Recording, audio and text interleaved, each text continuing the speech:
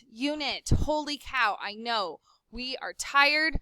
We are ready for the end of this crazy year. So just let's put on our magical juicy brains we got and do our best, and let's get this show on the road. State the end behavior. End behavior. So as x is approaching negative infinity, as x is approaching infinity, what on earth is the y doing? Okay? Well, how do we know this? Well, let's look at this plus 3, all right? So what does that mean? That boop, boop, boop at the 3. Okay? We know that our first, it's a swoop, it's an exponential growth, and it's skimming the surface at the 3. So as x is approaching negative infinity, what's happening to the y? It's approaching 3. And as x is approaching infinity, as it's going up, what's happening to the y? The y is also approaching infinity. All right? The next one, solve 3e to the x equals 18. All right, so first thing I'm going to do is isolate that e. So divide 3 to both sides. So I have e to the x equals 6. I'm going to natural log both sides to get rid of the e. Boop. And x equals natural log 6. It says leave it in that form, so that's what I'm going to do. Cross out number 3. Moving on. All right, these are long notes, so I'm going to try to get through it as best I can. So when someone says sine, know that the abbreviation is sine, especially in your calculator, okay? And then we've got cosine, we've got tangent. So these are the ones that you have seen before in good old geometry. And now we're going to bring up some new ones, all right? So what is going to be the inverse of sine? It's going to be something called cosecant, and it's going to be CSC. And you can use that second button on your beautiful calculator, okay? And we can find sine, and you can also go to your trig values, and we'll show you that along the way when we are solving these magical things, okay? All right. So we can use all of these magical ones. Okay. Sorry. Moving along. So cosine, what goes with it? It's known as secant, and it will be written SEC. And then what goes with tangent? It is cotangent, and it will be written COT. Okay. So just so you know. What does SOHCAHTOA stand for? Okay. Well, it's with this beautiful, lovely right triangle. And it's based on the perspective of whichever angle you're looking at. Not the 90, but either this angle or this angle. Okay, angle of elevation or angle of depression.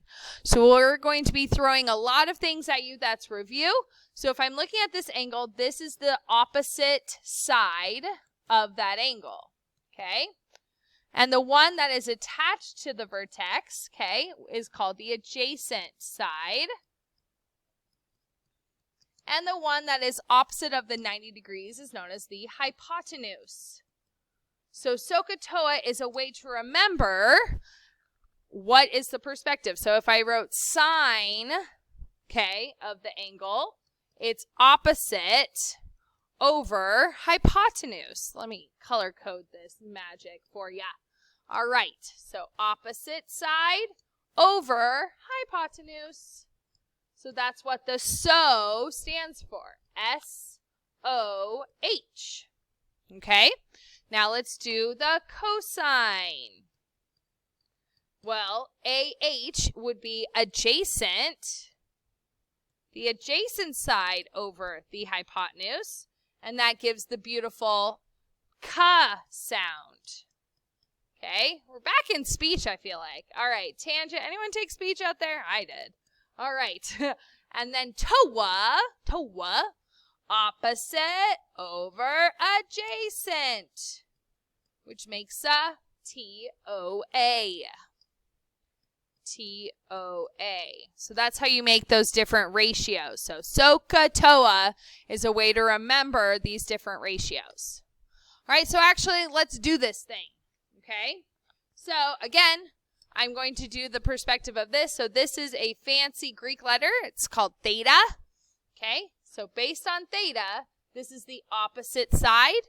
this is the adjacent side, and this is the hypotenuse. The hypotenuse doesn't change. It's 90 degrees. But based on, it's across from the right angle. But the theta, if it was up here, then this would be the opposite. So be very careful on which way you're looking. All right, so the sine, we just talked about it, so would be opposite over hypotenuse. Cosine, ka, is adjacent over hypotenuse. And then tangent, toa, would be opposite over adjacent. Now let's talk about the new three, okay? So what it is it's actually the reciprocal of it. So cosecant would be hypotenuse over opposite. And secant is hypotenuse over adjacent. And cotangent, instead of opposite over adjacent, you would have adjacent over opposite. Okay, so it flips. All right, I can change the color. Okay, toa, oa, and then ao, and then what is this? That's the angle. Okay, it's the theta symbol that we use to figure out what the angle is. Okay. All right, the reciprocal identities, okay? So we're talking about the relationships between them. So sine, another way of writing it, is 1 over cosecant. Okay? And which we just talked about. So again, it's the reciprocal. So then what would go with cosine? Well, that'd be 1 over secant. It's the opposite. And then tangent would be 1 over cotangent. Why does this matter? Because in the future, lovely trig classes or any of your future math classes, you're going to have to work with these and kind of switch them around. So if you need something to change from cosecant to sine, this is a quick way to do it. Okay? So again, it is the opposite. Okay, so it's basically saying it you would find the reciprocal of it with the identities. Okay, so sine goes with cosecant. Secant goes with cosine, and cotangent goes with tan. Okay, so they have those relationships. Now let's talk about quotient identities. So what is tangent? So tangent is sine theta over cosine theta. Okay, so if I needed to change tangent, I could change it to this ratio. So if cotangent is the reciprocal of tangent, then I have to do the reciprocal for the identity. So cotangent is cosine theta over sine theta. So it's a lot of writing things down for day 1 and then application later on in this quick unit. All right, Pythagorean theorem. Good old standby of Pythagorean theorem. So I've got a right triangle.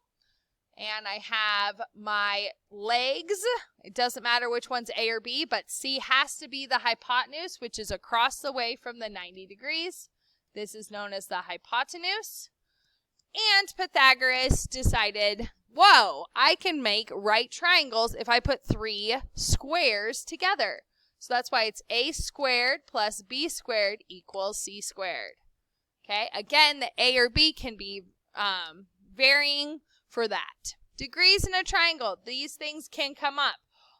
The sum of any triangle is 180 degrees. Okay? So these added together has to equal 180. So let's say you were given a triangle and you were given this and 42 degrees. You can therefore find the third side because 90 plus 42. And then add those up, subtract from 180 to find out what this angle is. So that comes up very frequently.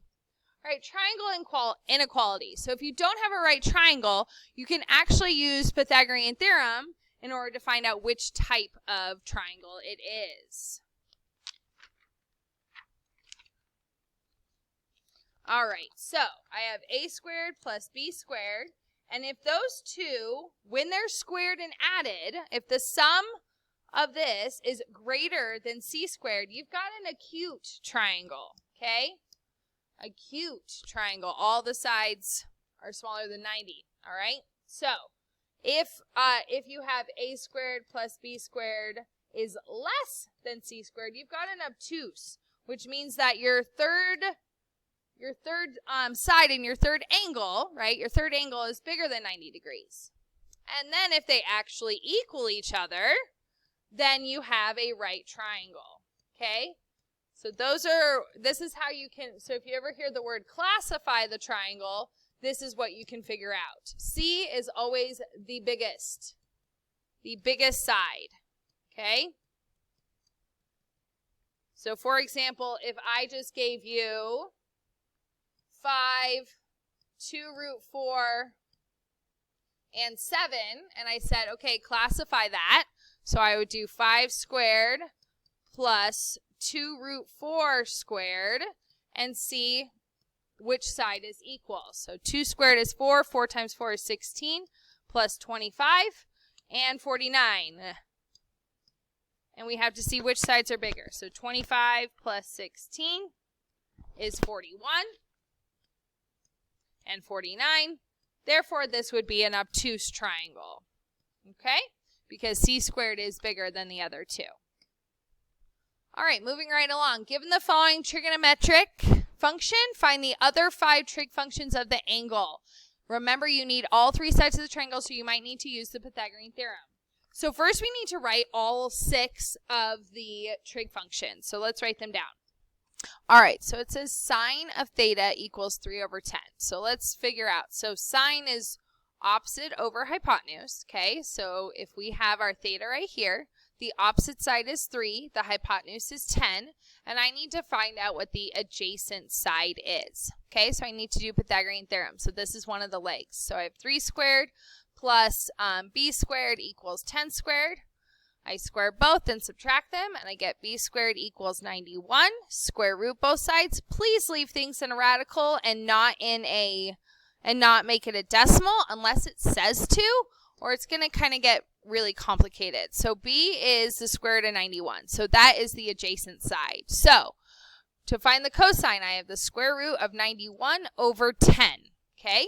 I can leave it as that. Now let's do the tangent, which is opposite over adjacent. So that is 3 over the square root of 91. Well, I can't leave a radical in the bottom. So I need to multiply the square root of 91 on top and bottom. Okay? Sorry, we can't simplify the square root of 91. So I have 3 root 91 over 91 when it's simplified. Okay, now when we're dealing with cosecant, it is the reciprocal, right? It is the reciprocal of sine. They are related. So we are going to flip it. So instead of 3/10, I'm going to have 10/3. Okay, for secant, that is the reciprocal of cosine. Those are going together. Okay, so cosine and secant. So I have 10 over radical 91. Again, I need to rationalize the denominator by multiplying it to top and bottom, right? The numerator and denominator. So I have 10 root 91 over 91. So pretty, you guys. I mean, let's just talk about it. All right, the last one. So what goes with tangent? Cotangent. Woo, I don't have to rationalize. So I'm going to flip those guys. So I have the square root of 91 over 3. So tangent is opposite over adjacent, so therefore cotangent is adjacent over opposite, okay? So having those 6 answers, hola mama.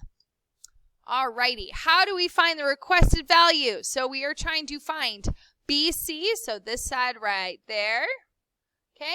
And we're trying to find AB, okay? So we can find those requested. It does say to round, so we will be rounding for this one, guys. Okay, so let me get the Wabbit. That is just my fancy calculator. Just give me 1 second, guys, so I can get my calculator and show you guys the magicalness of your calculator. So lucky. All right. All right, here we go. And here we are. All right, so what are we going to be using? No, why are you stressed out, buddy? You're okay. So I have sine, cosine, and tangent, and then I have the second sine so I can get the inverses on there, okay? And we will do our thing, okay? So we are going to be using this to solve.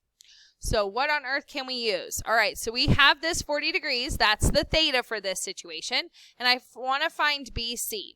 Well, what do I have? Well, I have this side. So which one of my trig functions do I have opposite over adjacent? Well, that would be my tangent. So I'm going to use tangent of 50 equals opposite over adjacent.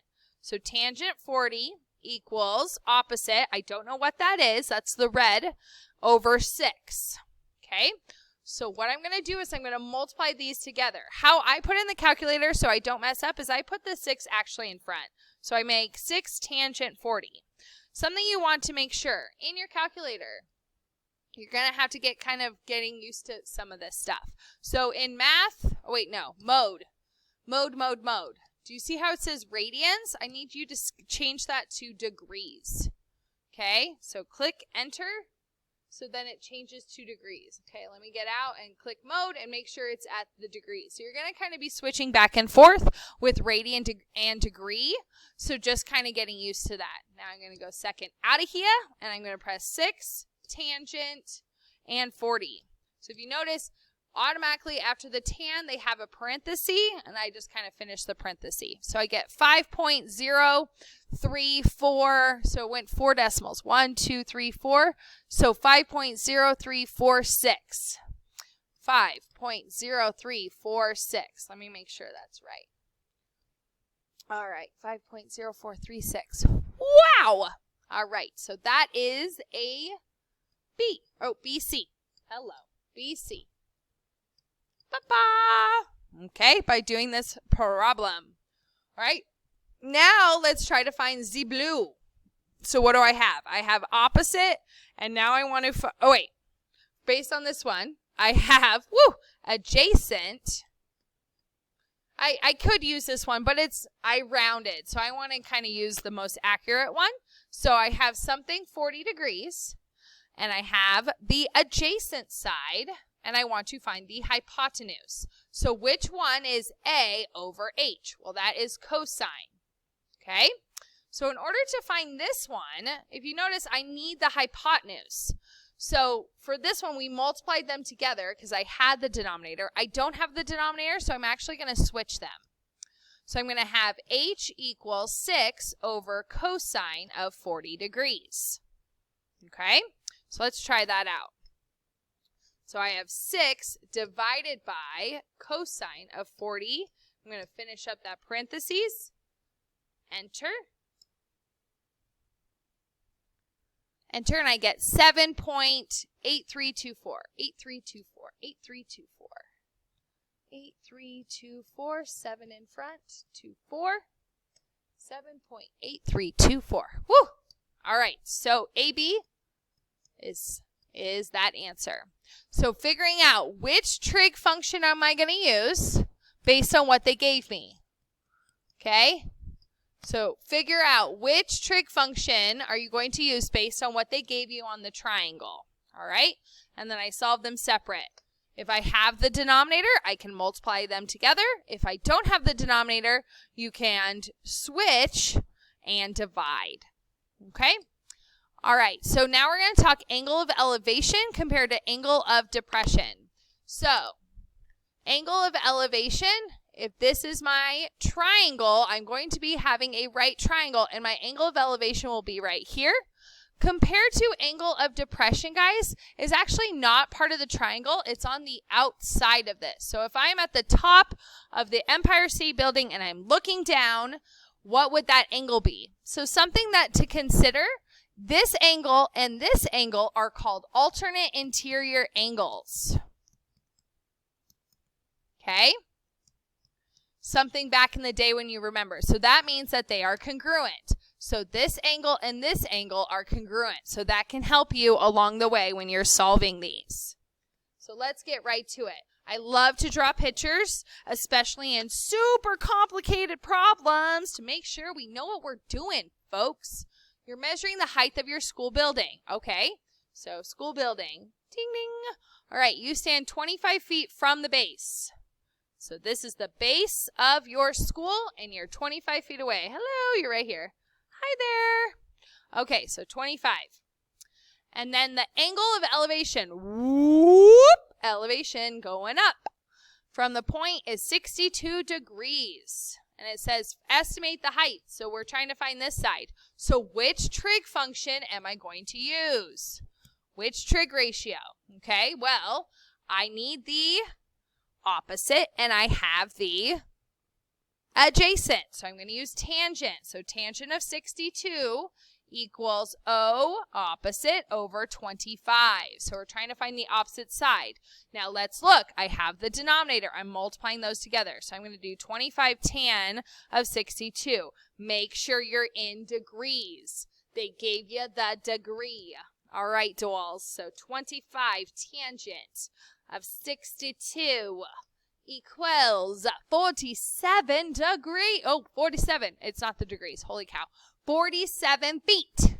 The height is 47 feet. Okay?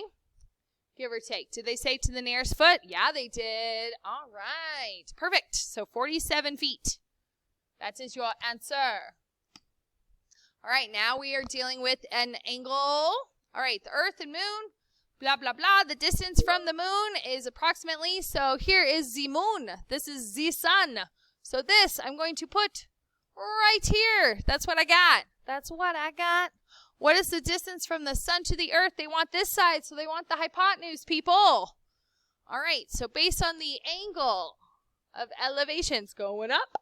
So what is this side compared to this angle? Well, this is the opposite side, and they want the hypotenuse. Which function is that? SOHCAHTOA. So is the opposite. So 916739992.7. That's super fun to put in your calculator. Whoop, whoop. Over hypotenuse. And then I've got 89.85. 85er. All right, so I don't have the hypotenuse, so I'm switching these. So I'm going to put this magical number divided by sine of 89.85.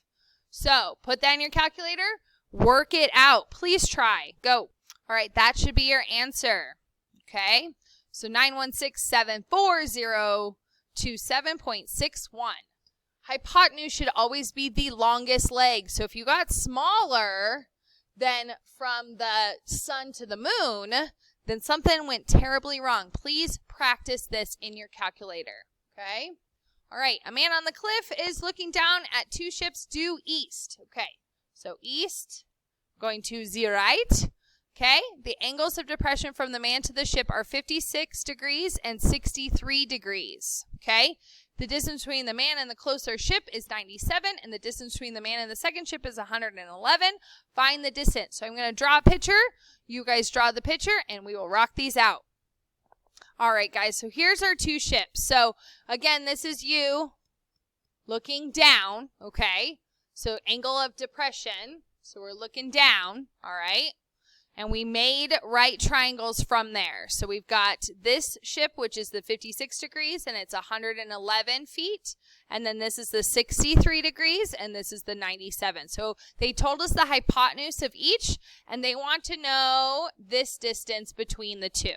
Okay, so what on earth do we need to find? Okay, so we need to figure out, we're trying to find these distances. Okay, so we're trying to find this distance and this distance and then subtract them, find the difference. Okay, so what do we have? So I want the adjacent because I have the hypotenuse. So I'm going to use cosine. So cosine of 56 equals, so let's make this, we can make this A2,